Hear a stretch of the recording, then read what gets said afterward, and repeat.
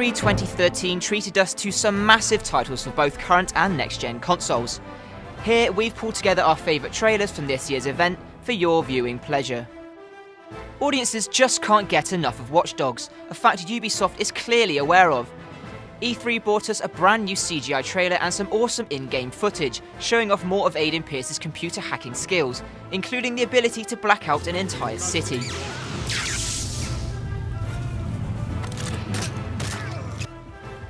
As expected, Battlefield 4's E3 spot was a relentless onslaught of flashing muzzles and thundering gunshots. Audiences also got to see some multiplayer action which climaxed with an entire skyscraper being brought crashing to the ground.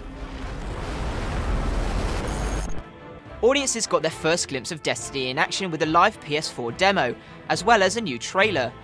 Destiny is being developed by Bungie as part of a 10-year publishing deal with Activision, so expect great things when it finally hits consoles in 2014.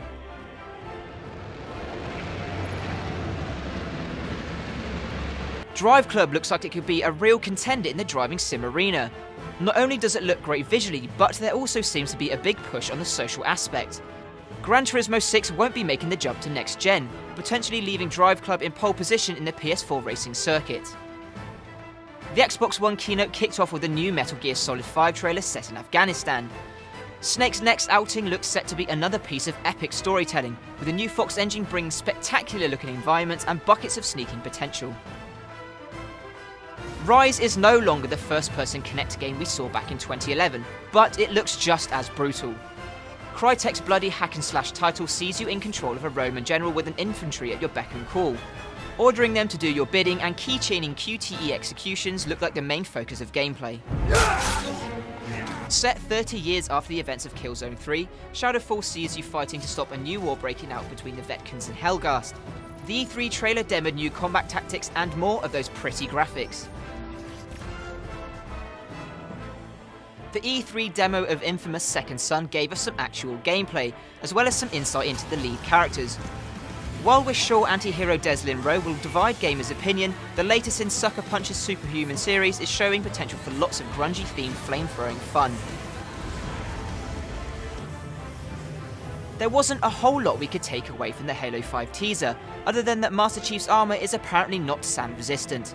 The latest installment in the series takes place after the events of Halo 4 and will form the second game in the Reclaimer trilogy. Hopefully we'll hear more news soon. The Order 1886 is a brand new IP headed to PS4. Other than the alternate universe Victorian London setting, what also piqued our interest was that everything we saw was running in-engine in-game. Studio Ready at Dawn is best known for PSP games God of War, Chains of Olympus and Ghosts of Sparta. Another Xbox One exclusive, Dead Rising 3 features more tongue-in-cheek open-world zombie slaying. Vehicles look set to play a much bigger role this time round, and Capcom has said that the game world would be bigger than the first two titles combined. David Cage's latest brainchild has been described as a psychological action thriller, with A-list stars Ellen Page and Willem Dafoe taking centre stage. E3 added yet another layer to the deepening storyline, showing action-heavy segments in never-before-seen environments. The Assassin's Creed 4 demo was full of swashbuckling, swordplay and jungle stalking. The latest in the series sees players take on the role of Edward Kenway, a pirate trained by assassins. The game will span 3 main cities, including Havana, Kingston and Nassau, and promises both land and naval exploration. Yet another entry from Ubisoft, The Division is an MMO tactical shooter set in a near-future New York, brought to its knees by a devastating pandemic. It's coming to next-gen consoles in 2014 and looks unbelievably pretty.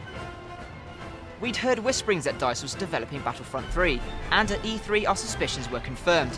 The teaser trailer was painfully short, but it was still enough to get us flustered. Battlefront 3 is being built on the Frostbite 3 engine, and that's pretty much all we know. Let us know your favourite picks from E3 2013 in the comments below, and don't forget to subscribe.